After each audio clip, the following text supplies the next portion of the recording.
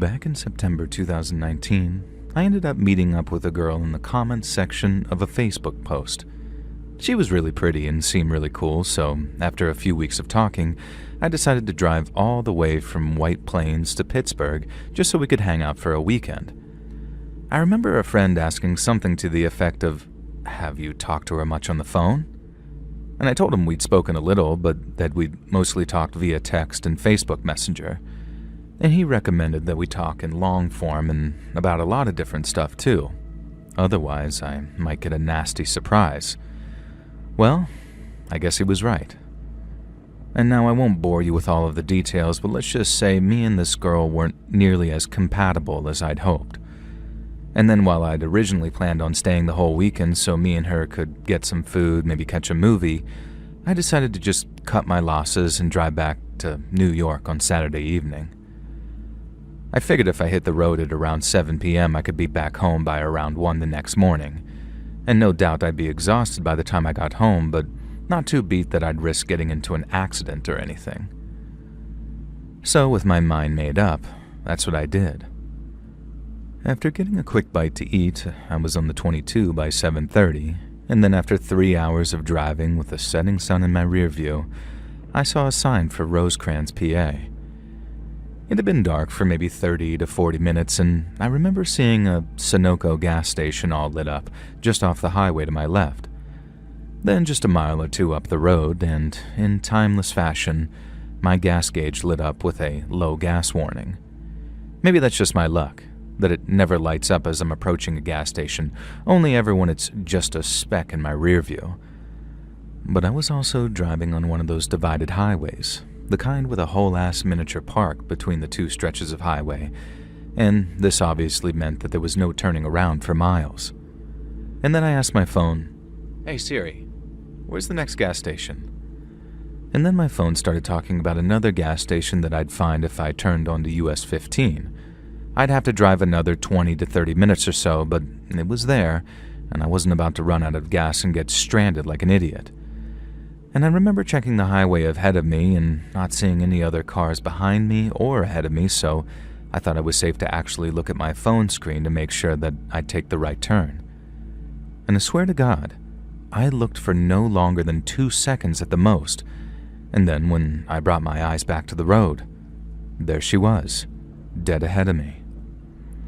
I slammed on my brakes, almost giving myself whiplash in the process, but I kept control of my car. The girl went from being a faintly lit shape on the furthest and dimmest reaches of my headlights to being only 5 feet in front of me. And while my first instincts were to yell, "Are you effing crazy?" at her, I quickly realized why she'd been walking in the middle of the highway. She looked to be in a bad, bad way. Her clothes were all torn up, and there was blood in her hair from what looked like a head wound, and I didn't see it until she climbed into my passenger seat, but she wasn't wearing any shoes either. The moment my car stopped, she limped around to my passenger side and then tried to open up the door. I keep it locked out of habit, so her first attempt did nothing but make a dull wrenching sound, but that was soon followed by this blood-curdling screech of, "Open the door, I'm begging you, please!" I still had zero clue what was going on, so my first reaction was to spin around in my seat just in case who or whatever had hurt her was close by. I didn't open my car door right away, because obviously if I was going to carjack someone, using a pretty girl in distress as bait seems like a very effective tactic. But when I didn't see anyone, and when the girl gave me another very convincing cry of "please help me," I guess that seeing the blood up close and hearing the genuine terror in her scream, they kind of overrode my paranoia. Then after taking one final look at her, I unlocked my car, and she practically dove into the back seat before slamming the door closed behind her. And as I took off again, she says, "Mister, we need to move. We're not going fast enough. They're going to catch us." And so I put my foot down as I asked who they were. She said she didn't know. They just took her. And it was then that I noticed the handcuffs around her left wrist. One cuff was still locked around it, but the other just hung there awkwardly. I didn't need any more information other than that. I just put my foot down and burned rubber for a few miles till I thought that we were at a safe distance. I checked my rear view a few times, and then when I didn't see any lights, I slowed from around 70 to a pretty safe 35. But as we started to slow, the girl started yelling. And she says, "Why are you slowing down?" And before I could even answer, she says, "Go faster, what are you doing? They're going to be following me." I'm kind of freaking out internally, but I told her there was no one in sight, and we also wouldn't be going anywhere if a cop came the other way and caught us doing a buck and change. But then she says, "You don't get it. We want the cops. If those guys catch me, they'll kill you too." And I guess when you think about it, I didn't doubt that. If whoever she was talking about had been willing to handcuff her before trying to crack her head open, I have no doubt that they'd put a bullet in me to get her back. It was also kind of a relief to hear that thing about the cops too, because when I saw the handcuffs, there was a part of me that thought, Jesus, please don't accidentally be harboring a fugitive right now. But it wasn't the cops she was running from. I sped up a little, pushing things back up to 60 plus so we were moving without breaking any speed limits. And then I was checking my rear view every other second, expecting a pair of headlights to appear. And that's when I remembered my goddamn gas tank and how it was almost empty. As you can imagine, the girl was not excited when I told her that we needed to stop for gas at the next town. She didn't want to believe it at first, that the driver she thought was going to save her had a fuel gauge in the red, and she started freaking out in the passenger seat, screaming the F word over and over until I managed to talk her down. I put my foot down again, picked up some speed, and then told her to call the cops and tell them to meet us at that gas station that we were about to pull to. The girl grabbed my phone from the dash and called 911, and then over the next minute or so, I listened to what she said and got a little more info on what had happened. She didn't go into too much detail, but after telling the cops where we were going, she explained to the dispatcher that she'd been kidnapped, taken someplace out in the woods, then handcuffed to a metal pipe which she'd broken to get free. She said, "I don't know a lot, so I'm assuming in response to questions like, who were they or where exactly are you right now?" But I also learned that she'd been held for a couple of days by that point, and whoever had been holding her captive had done some disgusting and evil stuff to her. It was no coincidence that when she started detailing some of the stuff she'd endured, I noticed my speed gauge creeping up to 75. It was making my skin want to crawl off my bones just listening to the stuff those creeps did to her. And in my head, I guess I imagined them to look something like monsters. Little did I know, I'd be meeting them sooner than I thought. So we kept on speeding down the highway until we reached the turn that I'd read about, and then after maybe 5 more minutes of rolling through small-town Pennsylvania and sticking to the speed limit, we came to that gas station where we were supposed to meet the cops. But they were nowhere to be seen, and when she realized this, the girl started to freak out again. She started yelling at me, saying, "Where are they? They said they'd be here. Where are they?" And I tried to calm her down by explaining they were probably on their way. But this did nothing to keep her calm. For a few minutes, the girl sat in my passenger seat, watching a car pass here and there and getting super freaked out about who it might be. Then when a car pulled into the gas station and stopped at a pump, she says, "Oh, screw this. I'm getting out of here." She then jumped out of my car and ran off onto the street behind the gas station and toward what looked like a thick patch of trees. Now I screamed at her to wait, but she didn't even look back. She just kept on running in her bare feet, with that half a handcuff still dangling from one of her wrists. And then she was gone. My yelling attracted the attention of the guy who just pulled in to pump gas, and for a second, I thought that he might have been the guy the girl was running from. But when I told him everything was under control and the cops were on the way, he nodded quietly and returned to his vehicle. Since the girl was sure that she was being followed, I'd parked my car facing the whole gas station, not near a pump. But since the girl decided to run off and take her chances elsewhere, I figured that I'd do what I went there to do in the first place and actually fill up my tank. And so I got back into my car and drove around to the pumps and was opposite the guy that I'd talked to about calling the cops. Now at this point I'm just kind of reflecting on everything, but we swapped a little small talk about the girl and I explained how I'd picked her up on the highway, scared out of her mind. And he agreed it seemed like something really bad was going on, and then he wished me luck with the cops before he paid for his gas and drove off. But no sooner had he pulled out when another car came rolling into the station. It was a 4-door sedan, a pretty nice one too, and it pulled up to the pump just behind me. 3 men then got out, all real regular-looking guys, probably in their 40s or 50s, and then instead of pumping gas or walking over to the store to buy snacks, they started looking around the area like they were searching for something, or maybe someone.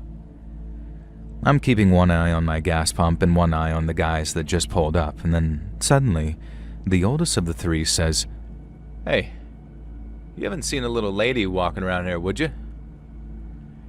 Now, I've always been a really bad liar, and I knew a straight no probably wouldn't pass with this guy, so when the older guy asked me if I'd seen her, I said yes. But then, instead of telling them the whole truth, I told them a version of it. I said that I'd seen a crazy-looking broad in the middle of the highway who tried to get me to stop, but since I was pretty sure she was about to try and carjack me, I kept my door locked and drove around her and sped off. I knew not to look him dead in the eyes, so I looked around him and his buddies and then asked, "Why? What's this about? She escaped from like a insane asylum or something?" And the 3 of them just sort of laughed, and I figured that I might have, sold them on my performance. But then as the older guy stayed in front of me, his 2 buddies started flanking me on either side, with one looking at my car and the other looking off in the direction that the girl actually ran. The older guy then suddenly asked me, "Did you call 911?" And again, in what was a version of the truth, I told him I had. I didn't mention anything about arranging to meet the cops at that gas station.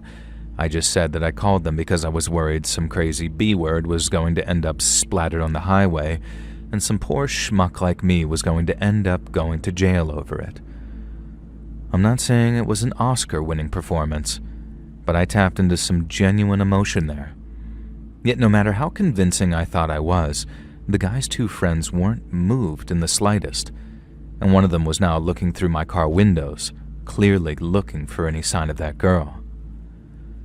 I think those were some of the scariest, most nerve-wracking moments of my entire life, praying that girl hadn't left anything behind on the passenger seat when she'd bolted, something like a scrunchie or maybe some of her clothing. I also got terrified that I left my phone on the dash and that the guy might see a blood smear or something on that from that girl, and so you can imagine my relief when I felt the weight of it in my pocket. I was at that point I decided to be a little aggressive, and I don't mean that in a sort of I tried to fight them way.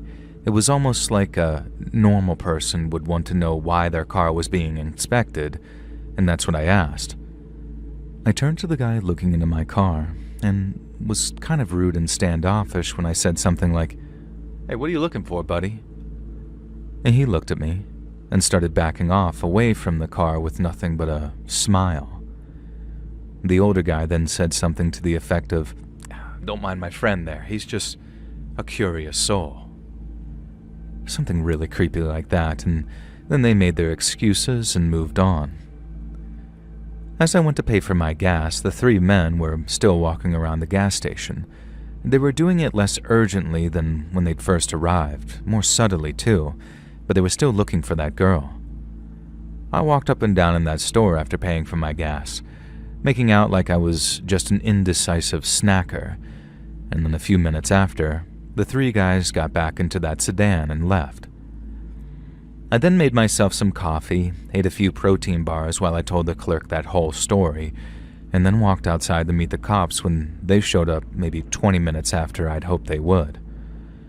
I repeated the story, included the part about the 3 guys showing up, and with added emphasis on how damned unnerving this all had been, like they had the girl fitted with a tracking device or something. And that sounded like a little too sci-fi for me at first, but the more I thought about that afterwards, the more it shifted into the realm of possibility. I know I was on a lonely stretch of highway, and at this point it was almost 11 p.m., but the fact those guys seemed to know exactly where to stop, which car she'd been in, and which direction she'd run off in, it makes me think that that might have just been the case.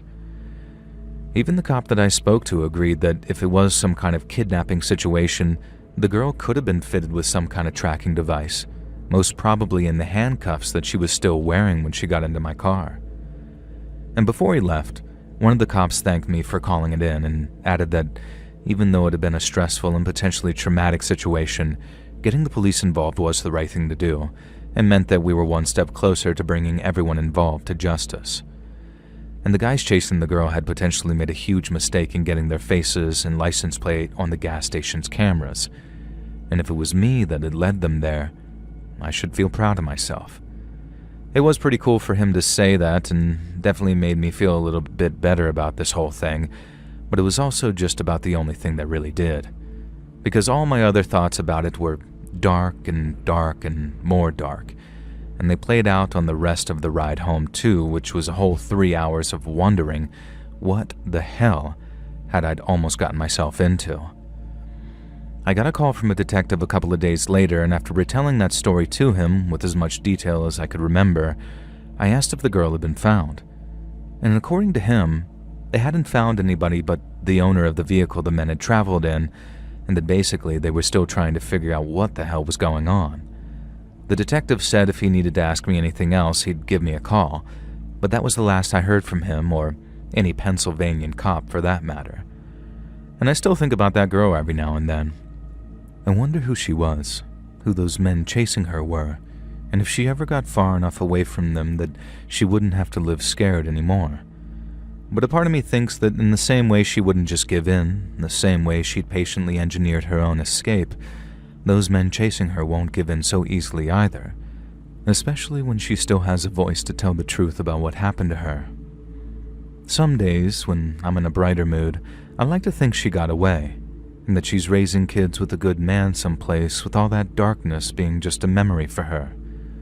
But then other days, when I'm not feeling so swell, I get this bad feeling in the pit of my stomach, and I feel like I know they got to her, and that they shut her up for good.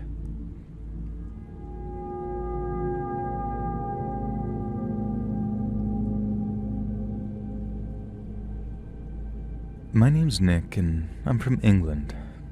Back in the mid-90s, when our son was still only 4, we went on a family holiday to Tuscany in Italy. My wife had found this incredible villa in a holiday brochure, which was up in the hills above a place called Lucalena. It looked like a little slice of paradise, and it was shockingly cheap compared to some of the less rural villas and apartments. So without delay, we booked it for 2 weeks, paid the fees and deposit, then counted the days into our dream holiday. We landed in Pisa in the late afternoon, and while our young son Tom hated the flight, he loved the ice cream that we bought him before the journey out to Lucalena. It was a good 3-hour drive from Pisa, so by the time we were within maybe half an hour of Lucalena and our village, it was completely dark. We were right out in the countryside too, so the stars above us lit up the sky, and little Tom fell asleep after staring out the window at them. My wife was struggling to stay awake by the time we came to a crossroads, and I was pretty exhausted from the day's traveling myself. So rather than make a gut decision on which path to take, I stopped the car, got my map out, and consulted it before making the appropriate turn. I reassured my wife that we were only a few miles away and that we'd be at the villa within 15 to 20 minutes, and then I drove up a steep path that leveled off at the top. Because of the slope, I couldn't see what was at the top, so I made sure to crest the hill nice and slowly to avoid any kind of collision. But then, as I did, someone jumped out of the bushes at the side of the road and was lit up by my headlights. I could see that he had a long, double-barrel shotgun in his hands, and he was aiming it right at me. I slammed on the brakes as my wife started to panic. Then I was struggling to get the car in reverse when, all of a sudden, I heard, "No, no," from outside the car. A second man had jumped out of the bushes and was lowering the first man's shotgun while telling him no. They both shot us a look of horror, realizing we were not who they thought we were. Then the second man, who stopped the first from shooting, walked over to the driver's side window and tapped on the glass. When I rolled it down, he gave me and my wife this big nervous smile as he said, "Mi dispiace molto, signore," which I knew from my Italian phrase book meant, "I'm very sorry, sir." I didn't really speak much Italian, and what little I'd learned went right out the window when that guy pointed a shotgun at me, so all I could manage in reply was, "Parle inglés?" or "Do you speak English?" And the man said, "No, no," in that melodic, drawn-out Italian way, and then said, "No English, mi dispiace." I then heard my wife ask, "Are you police? Policia?" And the man replied, "Si, policia," with the same big smile on his face, and then told us, "Avanti, vai," which just means, "Come on then, move along." And we both thanked him, and by that point, Tom had woken up in the back seat and was getting very agitated, asking, "Mommy, Daddy, who are these men?" And we told him it was the police, but they had been very friendly and were letting us go. I think my wife believed them at the time, so she was very convincing and reassuring Tom that there was nothing to worry about. But me, I didn't believe a word he'd said about being the police. I didn't say anything with Tom in earshot, and I didn't want to scare him, and arriving at the villa really took the edge off too, because it was even nicer in the flesh than it was in the brochure. But then, once we gotten Tom all tucked into bed and had a few moments to settle down, I told my wife what I'd been thinking. I told her how I didn't think those men were the police. They weren't in uniform. That shotgun looked like it had come off a farm, not from a police arsenal, and they didn't even attempt to show us any badges or identification or anything like that. And she asked me, "Well, if they weren't police, who were they?" And I replied, "The mafia." My wife just sat down in bed in silence as I made my case, and when I was done, it made sense to her too. A couple of mafiosos had been waiting to ambush someone, and they thought that person was us. The only thing that stopped us freaking out completely was that we were at least a couple of miles away from that ambush site, so the chances of running into them again seemed minimal. She suggested we call the police in the hopes they had an English speaker down at the station, but even if they did, I wasn't sure that was a good idea. The idea of rocking the boat like that made me feel even more nervous than having that shotgun pointed at me and my family, because while that whole thing had apparently been a mistake, having us snitching on the local mafia on our first day in Italy was a deliberate act that might well bring us some undue attention. I'm not saying it was an easy decision to make. I was furious that some idiot had pointed a gun at us, but it quickly became a question of, if we're going to be staying there for 2 weeks, what was the course of action that was going to keep us safest? And that's how we decided to honor that age-old mafia tradition of keeping our bloody mouths shut. The next day, we decided to walk down to Lusalena to do some exploring, and that's how we found this little bar that served paninis, espresso, and assortment of little pastries. I got a coffee, and then while my wife and son got Cokes and played around with the table football set in the little games room they had, I sat at the bar and discovered the bartender actually spoke English. We talked back and forth, and he gave me some restaurant recommendations. Then suddenly, a group of older men who were drinking coffee and playing cards started gesturing toward the bar's television. The bartender turned up the TV, which was showing us a news report of some kind. I asked the bartender what it was about, and after listening to the news lady speak for a minute or so, he turned back to me and said, "There's been a murder, not far from here. His was a businessman who got killed. Terrible thing." I asked him exactly how far away the murder had been, and after consulting with some of the older men, the bartender confirmed my suspicions. It had taken place in almost the exact spot where those armed men had jumped out of the bushes ready to fire at us. I didn't rush to tell the wife. I didn't want to frighten her any more than she already was. But later that day, once we were back at the villa and getting ready to head out for dinner, I told her about the murder. Again, it wasn't like anything we could do about it, or rather, it was nothing we were willing to stick our necks out over by getting involved with local crime. The best thing we could do was try to forget about it, head to Lusalena and enjoy some incredible home-cooked food. It was so good that our young son Tom suddenly didn't mind trying new things when they were all so delicious. And so we ate our fill, and when we were all finished, we asked for the bill. The waiter then comes out with the restaurant's owner. Then the pair of them explain in very broken English that the meal had already been paid for. Then when I asked who the generous person was, they explained that it was someone we'd had a misunderstanding with. At first, my wife and I didn't make the connection, and we tried explaining there hadn't been any kind of misunderstanding. We loved the food, and we wanted nothing more than to support their business by paying our bill. But the owner insisted. Our money was no good there. Then when we ate there again the second night, with every intention of leaving a large tip, they once again explained our food was free. But by then, we'd figured out who was paying for our meals. It was the mafia. It didn't happen anywhere else, and we made sure to visit plenty of other places because we felt terrible. I mean, as far as we knew, the mafia hadn't really paid for our food, and those poor people were being forced to cook for free.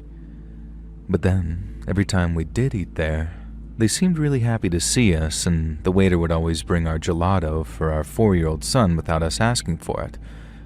My wife didn't always approve of all that ice cream, but you better believe Tom did.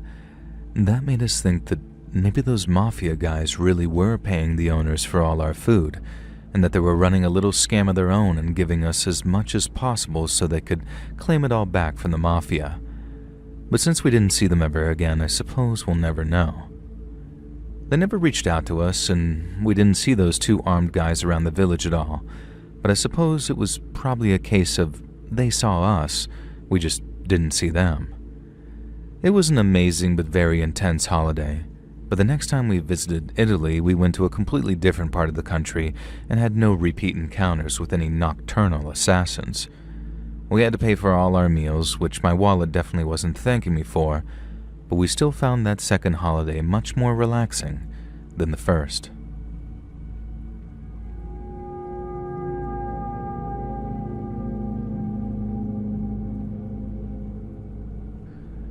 So, I live in Chicago, and the job I was working at the time had me on 12 till 10 shifts. So 12 in the PM to 10 in the PM, 6 nights a week, and sometimes I wouldn't actually get out of the place till maybe 10:30, so I'd always be driving home late, and I hated it. Right when I was at my lowest, my most hungry, my most tired, Chicago's crazies and outlaws would be hitting the streets to do whatever they do at night. Sometimes I'd bump into one outside the liquor store when I'd stop by to buy smokes. Sometimes I'd make it all the way to the parking lot of my apartment building before someone jumped out of our dumpsters to start trying to rob me. I got used to it after a while. I still hated it, but I was used to my driving home having this crazy edge to it. But then one night, it got way more crazy than usual. So I was driving along one night, and it had been a pretty quiet one so far. I'd done my liquor store run, stopped to buy some groceries from a late-night store, and both stops had been nice and quiet. I figured that I might have gotten lucky on the old crazies front, but once I was back on the road, there was an incident. I think it started when one of the cars ahead of me tried to pass another because there was a loud honk of a horn before someone in one of the cars stuck their arm out of a window to flip the other one off. No such passing took place, so the 2 cars drove one behind the other until the second set of lights we reached, at which point they managed to draw level with each other. I was right behind them by this point, with one car dead ahead of me and the other just to the right, and they're both right at the head of traffic on the stop line. I remember thinking, if they're going to do anything, it's coming now. And I wasn't wrong, because after that, the passenger in the car on the left flipped the other car off. I thought they might start yelling at each other through open windows before the light turned green, but the driver in front of me opened up his door, climbed out of his driver's seat, and then walked towards the other car before slamming his fist into the passenger window. He started yelling, "Get out and say that to my face, mother effer." But the passenger door didn't open. I thought, uh-oh, these guys don't want the smoke, because they didn't roll down their window or open their doors, and I figured they were just going to zoom off when the lights turned green because they'd messed with the wrong dude. But looking back, I think it was more like the other way around. The man who got out of his car didn't know who he was messing with. The lights turned green, and the cars on either side of us started getting back on the move, but everyone who was stuck behind me in the two cars started honking and yelling for them to make a move. The guy out of his car yelled at everyone to shut up and mind their business, which kind of made me laugh at the same time because we're all literally just trying to get where we're going and this dude's stopping us. But as the guy's yelling at the cars behind, the passenger side window he'd just been punching started to lower, before stopping maybe halfway down. I'm also guessing the guy heard something from inside the car because he turned to look just in time for me to see two flashes and hear two bangs. It was like a real quick pop-pop, and I knew instantly from the sound that it was shots fired before the car that it came from suddenly sped off at what must have been 80 to 90 miles per hour. At first, I thought the shots missed because the guy that got shot at didn't move or react or anything. He just kind of stood there and watched the car speed off.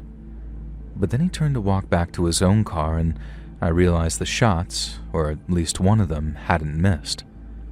The guy looked fine, but then, like I said, he turned, and I saw the shots had carved away a huge section of skin and muscle around what I'm guessing was his right eye.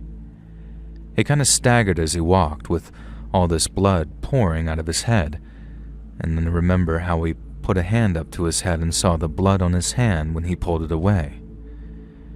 If that was me, I'd have been freaking out, but the guy barely even reacted.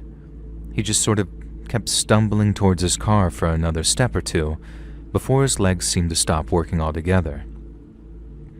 I saw the moment he realized it too, like he looked down maybe thinking his foot was caught on something, but it wasn't, and I'm guessing one of the bullets scrambled his brain or something because he just sort of lost the ability to walk. Then he fell down, just onto his knees first and then onto his hands too. He reached out for his door like he was trying to grab it for stability, and I could see his fingers gripping and tensing like it was just within reach, only it wasn't. The car door was at least a foot or two away, but I guess from how messed up his vision was, he couldn't tell, and then he passed out reaching for something he'd never feel. I remember hearing someone behind me honking their horn and yelling out of their window at me to move, but then in the moment after the shots were fired, it was like a starter gun for pure chaos. Cars are zooming left and right, trying to get the hell away because they still don't know where the shots were coming from or if the shooter was still active. For me, shit, all I did was freeze, looking up at that guy's body. You could see bone, like a pinky white underneath the flesh that had been ripped away by either one or both of the bullets, and blood was pouring from what looked like a hole in his skull. It was probably one of the worst things I'd ever seen, but I couldn't look away. And I ended up calling 911 and joined a bunch of people who'd walked out from the sidewalk to see if they could help the guy, but we could all see how bad he was hurt, and I think he was dead by the time the EMTs got him on a stretcher. I told the cops everything I'd seen, but I hadn't managed to get the shooter's license plate either. Or I mean, the car that had the shooter in its passenger seat. After that, I was free to go, but it wasn't over for me, not by a long shot. I had a couple of nightmares where I'd see the guy's face all messed up like it was, and I didn't realize how badly the thing had me messed up until I ended up getting super sick. I wasn't sleeping properly, and I wasn't eating well, and I wasn't getting outside enough. And I guess after a while it all came to a head, and I ended up talking to a girl I knew about it who recommended therapy. And I can't say it worked wonders for me. Like, it definitely wasn't just a couple of appointments and then I was cured. But it definitely helped me rationalize things, and over time, it helped me get to the stage where I could finally start living normally again.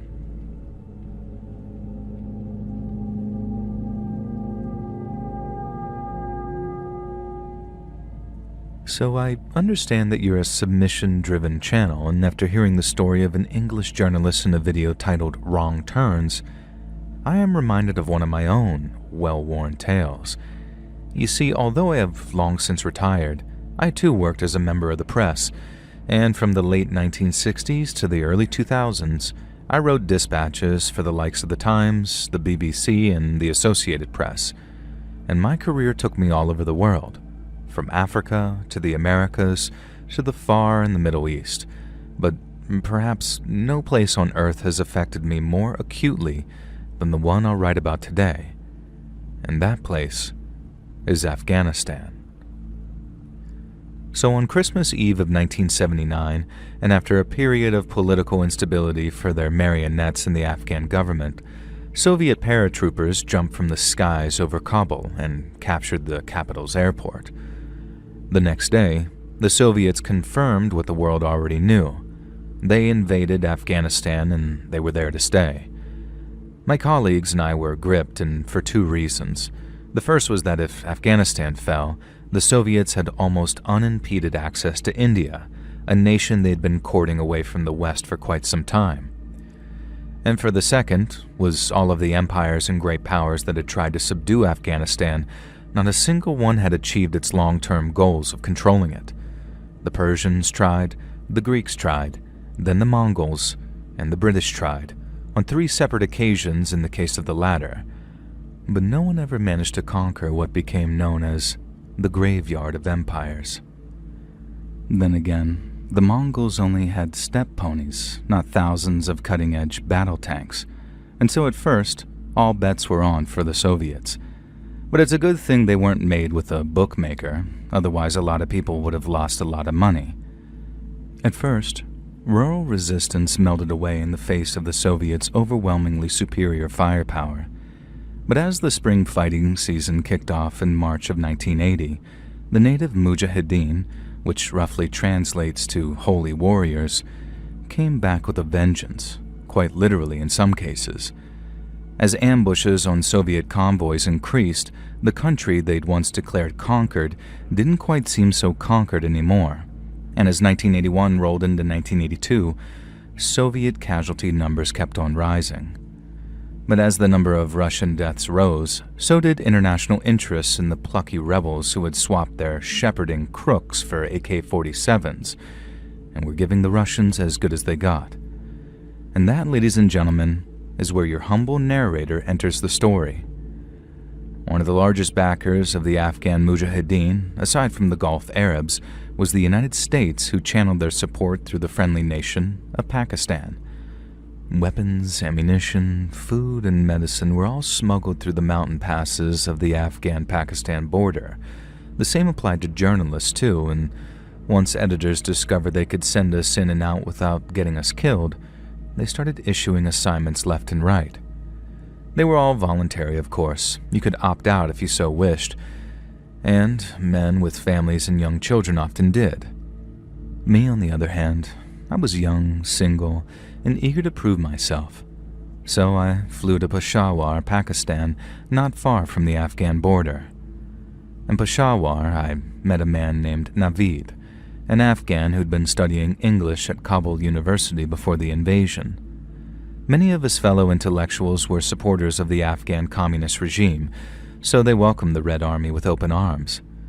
Naveed saw things differently, and unfortunately for him, his colleagues were all too aware of it. Naveed fled Kabul once people started getting arrested, and he joined the Mujahideen. But since he spoke English almost fluently, he was of much better use in the rear with a telephone than on the front lines with an AK-47. His job was to be the Mujahideen's mouthpiece in garnering international support for their cause, and as a result, he was well known among the many Afghan refugees taking shelter in Peshawar. When I first arrived, Naveed took me to an Afghan chai khana, which translates as tea house, where many of the country's refugees congregated.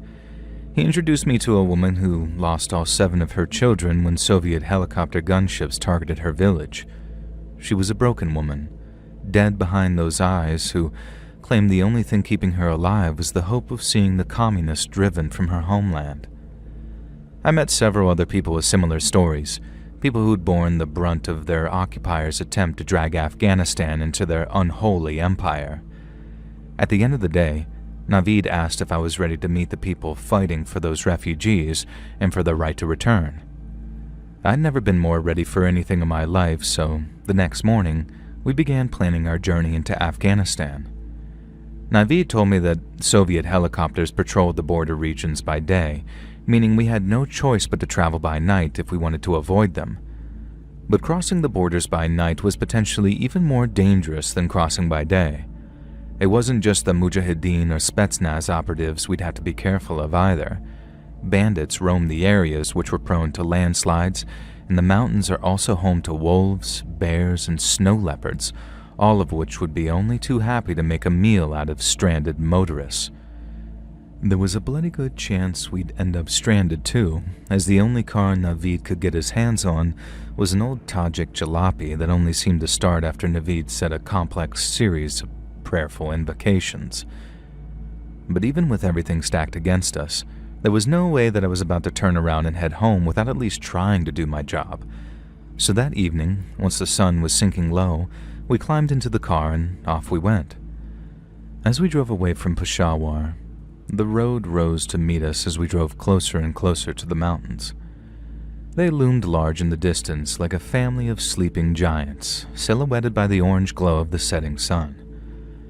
I drove for the first few hours since I could quite easily navigate by the remaining daylight, but then once twilight started to set in, we pulled over to the side of the road and Naveed took a turn driving. He'd been given detailed instructions to follow by his Mujahideen contact, and this route was the only one which would guarantee our safety, so it was crucial we followed said instructions to the letter. Fortunately, Naveed knew the mountain passes like the back of his hand. There was just one small problem. He was a terrible sufferer of migraines.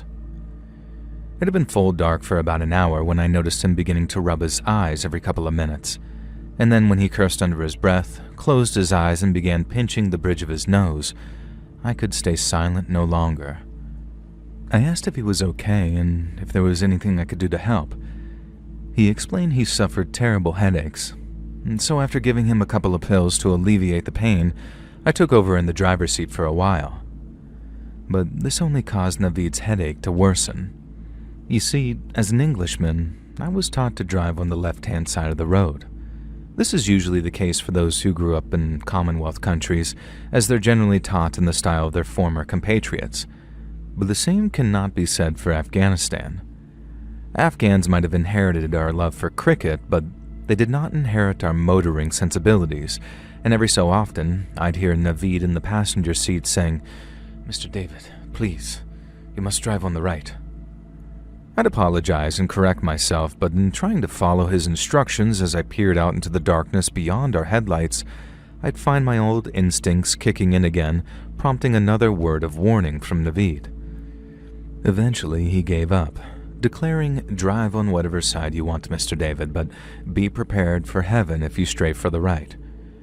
I tried, I really did, but habits are hard things to break, even when your personal safety is on the line, and while it didn't cause an accident, my driving may or may not have contributed to us taking a wrong turn. We first realized when Naveed gave me an instruction to make a turn. I waited for it, trundling along no faster than 10 miles an hour maybe, so I wouldn't miss it. And then I waited, and waited, and waited some more. But still no alternate path presented itself.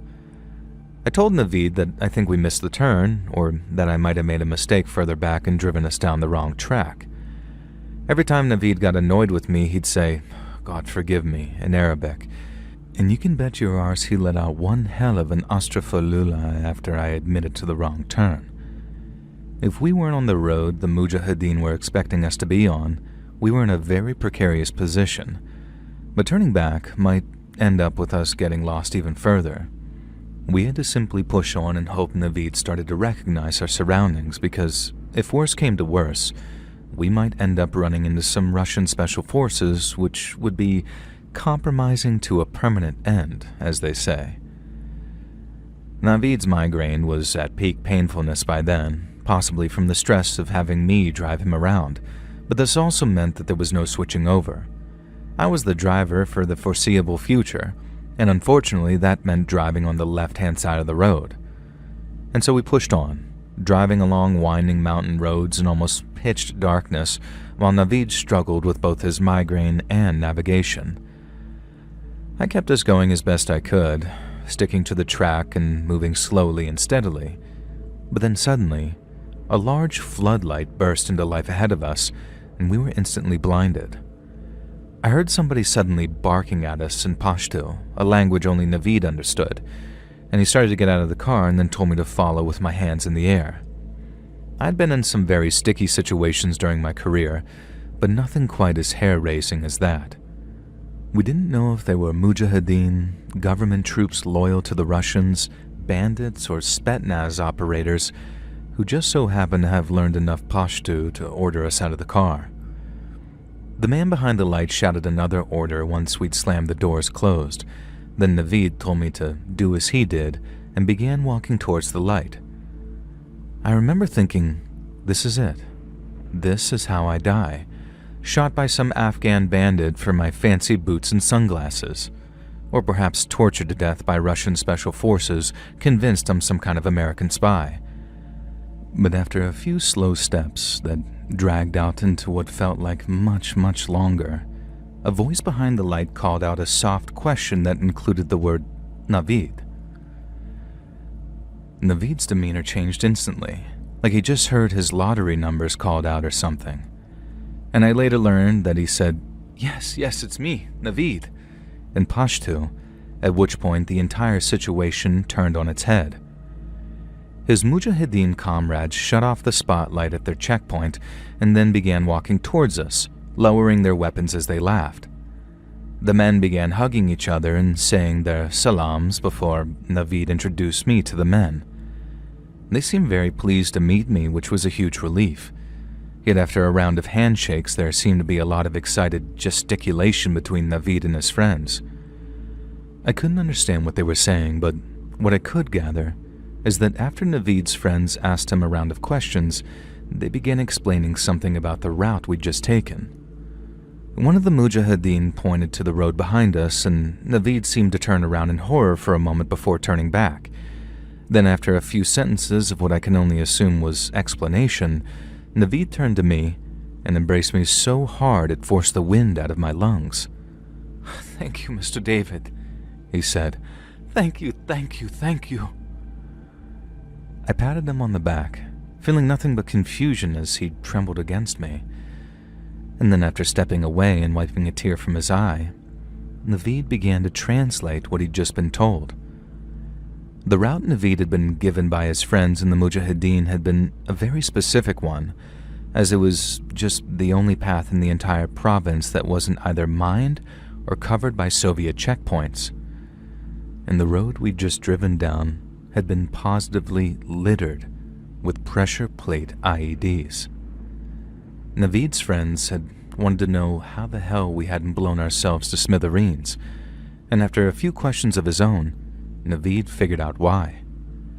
To save on resources, the Mujahideen wanted to plant their explosives in the most effective places possible. So when they booby-trapped a stretch of road they were expecting the Russians to drive down, they planted their bombs in a very specific place to make sure the explosions were as close as possible to enemy vehicles, and that place was the right-hand side of the road. It wasn't just the Afghans who stuck to the right side of the road while driving. The Russians did too. Then when the Afghans noticed, they realized the best place to hide a rigged artillery shell was in the dirt off the right-hand side of the road. That meant that, in sticking to the left, I avoided the ones with pressure plate detonators and prevented us from being blown to bits in a heartbeat. And when I realized this, the knee-wobbling thrill of the near-death experience kicked in hard. The Mujahideen commander was reportedly furious that we'd almost wasted his explosives and exposed his men's positions to the Russians. But by the time we reached him, he'd calmed considerably and shared the opinion of his men that we were somehow blessed by God. I conducted an interview with the commander and spent some time at a Mujahideen camp taking photographs and interviewing fighters. Then, after a few days, Naveed and I climbed back into the Tajik Jalopy and drove back to Peshawar with a motor vehicle outrider, ensuring that we didn't take another wrong turn. I had my story, Naveed had his payment for being my fixer, and my editor back in London was over the moon. We had a scoop that would turn the other broadsheets green with envy, and I was heading home without so much as a sprained ankle.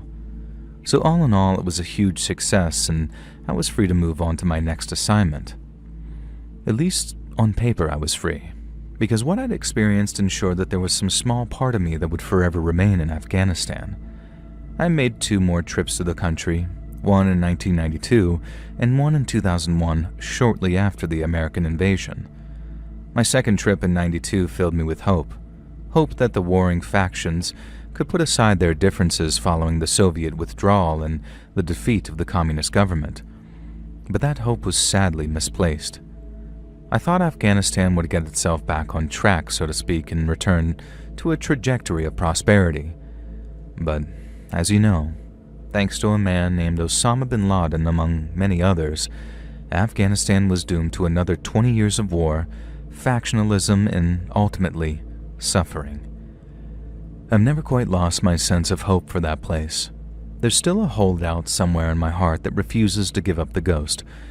But as each day goes by, I come to realize that if Afghanistan has peace and prosperity in its future, it certainly won't be arriving in my lifetime, or rather, what little of it I have left to enjoy.